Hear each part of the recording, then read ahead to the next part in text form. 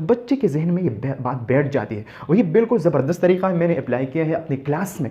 अब बच्चे जो है वो मेरी भी मामूली सी गलती वो पकड़ लेते हैं। ठीक है, बिस्मिल्लाहिर्रहमानिर्रहीम। अस्सलाम वालेकुम दोस्तों, कैसे हो? उम्मीद करता हूँ सब ठीक होंगे। दोस्तों, अगर आप हो एक टीचर्स या पेरेंट्स और पढ़ाते हो बच्चों को इंग्लिश या उर्दू, और अगर ख़राब हो आपके बच्चों का या स्टूडेंट्स का हैंड राइटिंग, और अगर आप चाहते हो कि किस तरह आपके बच्चों या स्टूडेंट्स का हैंड राइटिंग बेहतर हो जाए, तो आप बिल्कुल सही जगह पे आए हो। क्योंकि इस वीडियो में मैं आपको एक ऐसा तकनीक बताने वाला हूं जिसे सीख कर और फिर इस्तेमाल करके आप अपने स्टूडेंट का या बच्चों का हैंड राइटिंग बेहतर कर सकते हो। और जब आपके बच्चों का या स्टूडेंट का हैंड राइटिंग अच्छी हो जाए, बेहतर हो जाए, इम्प्रूव हो जाए, तो वो आगे जाके एग्ज़ाम में गुड मार्क्स और गुड ग्रेड्स ले आएंगे और आगे जाकर मुस्तकबिल में कामयाब हो जाएंगे। तो चलिए शुरू करते हैं। वो ट्रिक्स क्या है, इससे पहले मैं आपको बताता हूँ कि गुड हैंड राइटिंग क्या होती है।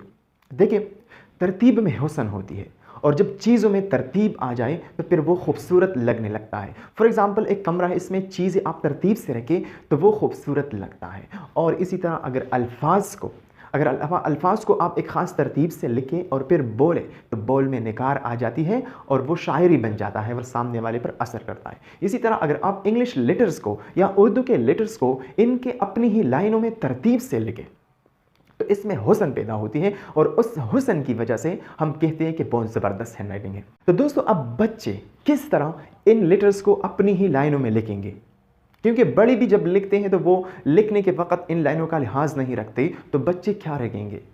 तो ये टेक्निक एक ऐसा तरीक़ा, बहुत सिंपल तरीक़ा है, मैं आपको बताने वाला हूँ बिल्कुल गारंटी के साथ। अगर आप बच्चों के इस तरीके से समझाएं तो वो फिर कभी गलती नहीं करेगा और उनकी हैंड राइटिंग अच्छी हो जाए। इंग्लिश के लेटर्स जो है वो हम दो तरीक़ों से लिखते हैं। एक को हम कहते हैं कैपिटल लेटर्स और स्मॉल लेटर्स। ठीक है, और इस कैपिटल को हम अपर केस भी कह सकते हैं और स्मॉल लेटर को हम लोअर केस लेटर्स भी कह सकते हैं।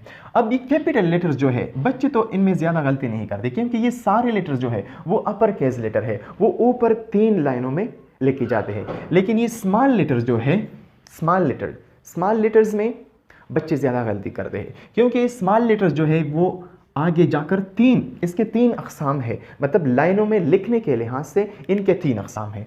एक को हम कहते हैं स्काई लेटर्स।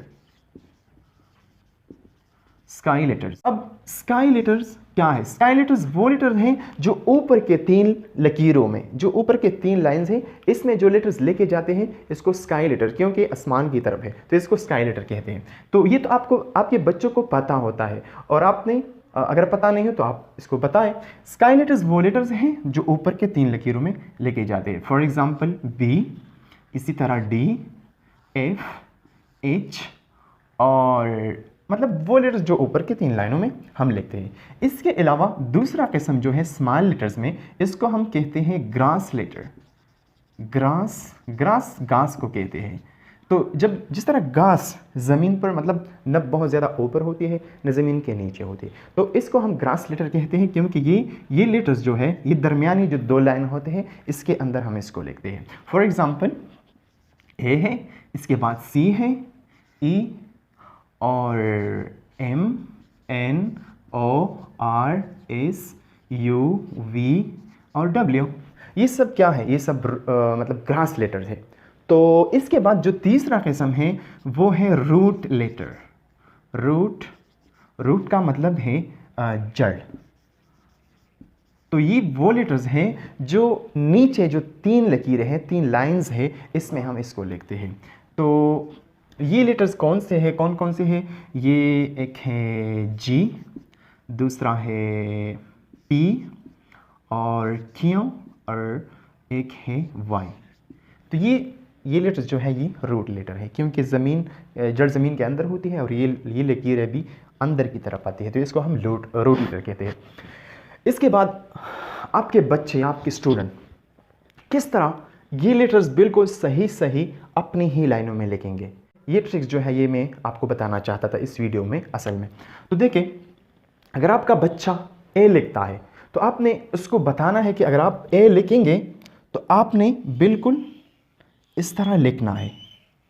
ठीक है, ये मैंने ए लिख लिया, ठीक है, ये दरमियानी दो लाइनों में लिखा जाता है। तो आपने ए लिखना है और फिर एक और काम करना है। वो काम ये है कि आपने इस ए में आपने फेस बनाना है, मतलब एक चेहरा बनाना है। ठीक है, देखिए मैं इसमें 2 आंखें करता हूँ और एक मुंह, और इसमें खुशी का फीलिंग्स इमोशंस इसमें बनाता हूँ।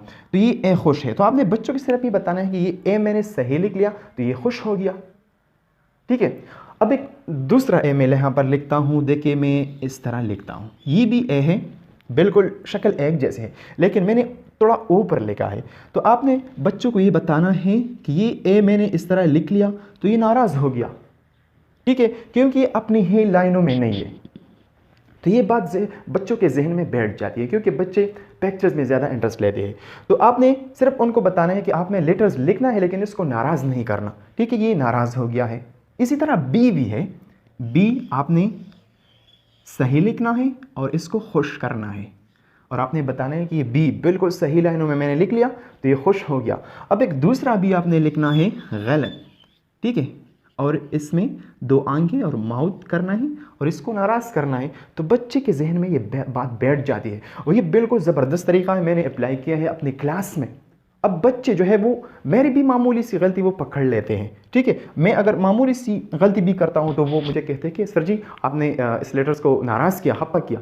तो वो फिर मतलब बहुत कॉन्शियस होते हैं, वो फिर गलती नहीं करते। इसी तरह सी है, आपने एक मरतबा सी लिखना है और बताना है कि ये खुश है क्योंकि अपनी ही लाइनों में लिखा गया। इसी तरह सी आपने इस तरह लिखना है, इसको नाराज़ करना है, या इस तरह लिखना है, इसको नाराज़ करना है। ठीक है, इसी तरह डी भी है, हर लेटर्स में बस आपने आंखें बनाना है और एक मुंह बनाना है।